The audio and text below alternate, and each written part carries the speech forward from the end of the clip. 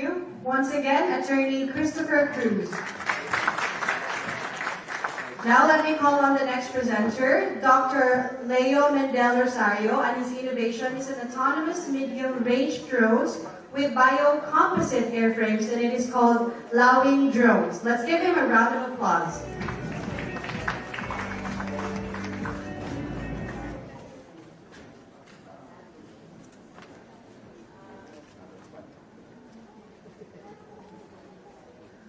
The Philippines is ranked first among countries with diverse types of disasters. It is ranked third among the disaster-prone countries in the world. In 2013, Super Typhoon Yolanda has claimed 10,000 lives just like an instant. We could have saved more lives if there were technologies available to be used for rapid disaster assessment. For example, next slide. For example, drones could have been used to provide aerial images to emergency response teams in order to locate victims who needed immediate rescue or relief. But we were not able to do this. Although the drone technology was there, its adoption was not straightforward. Commercial drones were just simply expensive, they cannot fly far, and they get easily broken. These issues existed before, and they still persist today. As confirmed with our consultation with the drone users from various sectors of the society, government agencies, the defense sector, industry, and academia. The gaps for drone technology adoption are as follows. Firstly, autonomous commercial drones are simply expensive and in the range of millions of pesos. There is limited drone training in flight operations and repair and maintenance. The available drones easily break because their wings and airframe are made of styrofoam and plastic. And technical support usually lasts between several days and weeks before it can be repaired. And lastly, available drones are short range with a manual control with a visual line of sight of 5 kilometers only.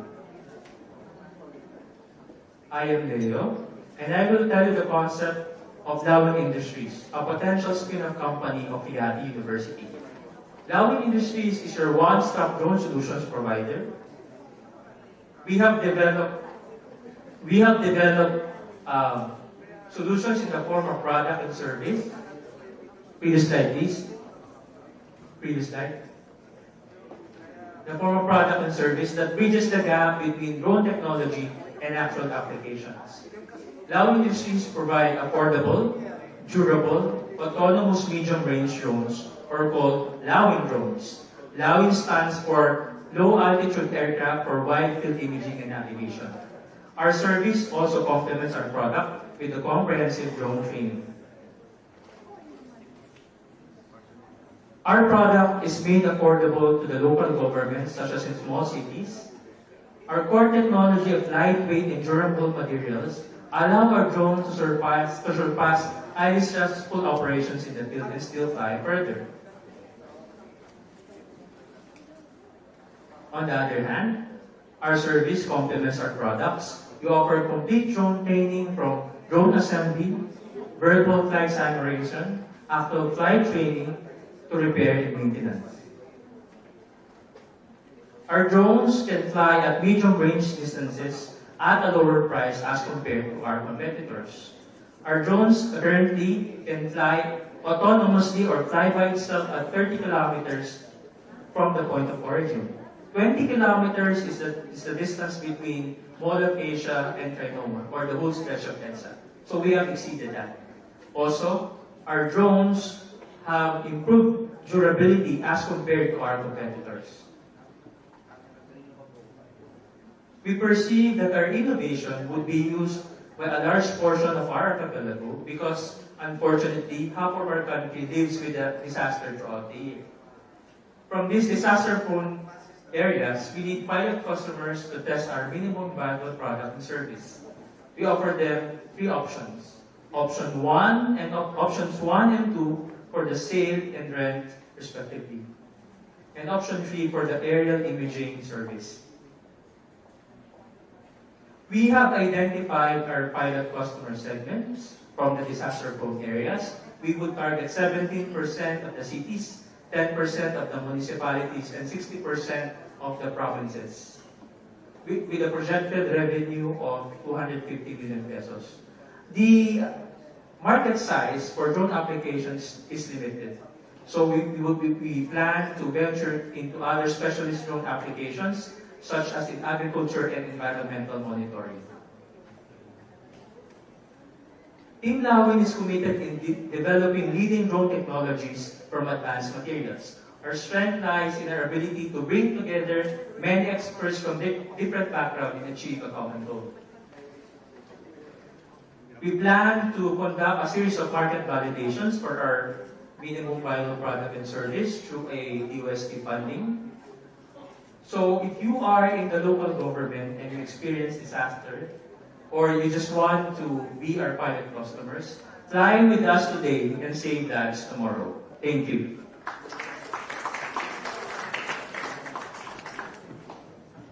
Thank you, Dr. Rosario. Dr. Rosario is now ready to answer your questions if you have any. Yes, ma'am? Good afternoon, Sir Leo. Nice to see you Afternoon. again. I was formerly a faculty also at Yale University. Now I'm with the Mendel College School of Journalism and only professor on the law. I was deeply attracted on your premise that it could have been a matter of big saving the lives of those who perished and also properties during the Yolanda typhoon if all those innovation you're talking about was already present. With that line of thought, Dr. Del Rosario, do you think to what percentage was the saving factor happened if those innovation you're telling now were already there? Unfortunately, I don't have the numbers on your answer. But during the super typhoon Yolanda, these were the problems that we have. Drones were not deployed on the area for more than a week. So rapid post-disaster assessment was not done during that calamity. Yes, Prof. For disaster-prone area, when they explain Leo, it's Yes. The speed, the wind speed. Can your drone withstand, say for example, a signal typhoon 1, 2, or 3? So under the DOST funding, we have developed 2 drones. The first drone is around 2-meter wingspan, and the other drone is 4-meter wingspan drone. The specifications of that, it can withstand or it can handle signal number 1. Signal number 1? Yes. But not up to signal number 1? Yes. Actually, that I think is an innovation. Yes. You look at the market and signal number 1 is actually you cannot find a drone that can do signal number 1 Yes.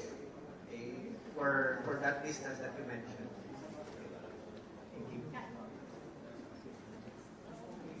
Okay, yes, ma'am. I wonder exactly how much would the drone cost, and then what has been your experience in terms of selling your products to, of course, I understand a variety of buyers like LGUs, non-government organizations, development groups. So, I mean, you could really sell your product if they are affordable. Yes. To a variety of sectors, but what has been your experience in this? So we have talked to drone users. Some drones that cannot fly autonomously, so you can control it with a remote control, is around more than $1 million. So with our innovation, we have reduced it into half, so around 500,000 pesos. Although we are pursuing for disaster applications because that is the reason for the funding, we get a lot of interest from other fields such as agriculture and environment. But we have not yet we are not yet selling the product. We are still in the stage of market validation. Could you share again with us the specifications of your drones? Will there be small, medium, large, extra large drones? How heavy are they? Yeah, in terms of wingspan, in terms of length? Can I have this? Anyways, we have two drones. The first one is a 2-meter wingspan drone that can carry a payload of 500 grams.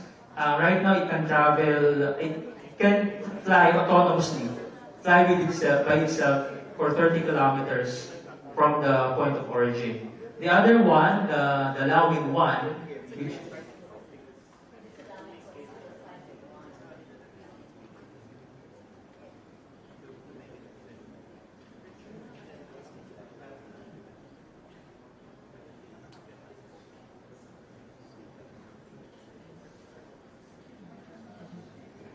there. So you can see on the right figure. So the LAWIN one is a 4-meter wingspan drone. It can carry a payload of 4 kilograms.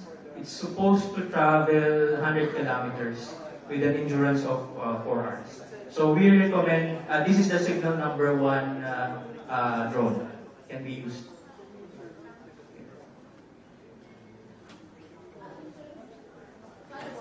In terms of actual sales, there are some figures there. Are these your sales figure, like 21 cities have bought, or what? So that is our target. A target. Yeah. Have you realized your targets?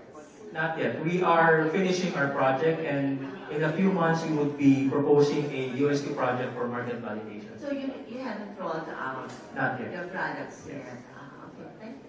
All right, thank you. And thank you once again, Dr. Leo Rosario. Again, if you have more questions for the group, you may visit their booth after the presentations. Now, let's proceed to our last presenter, Mr. Kenneth.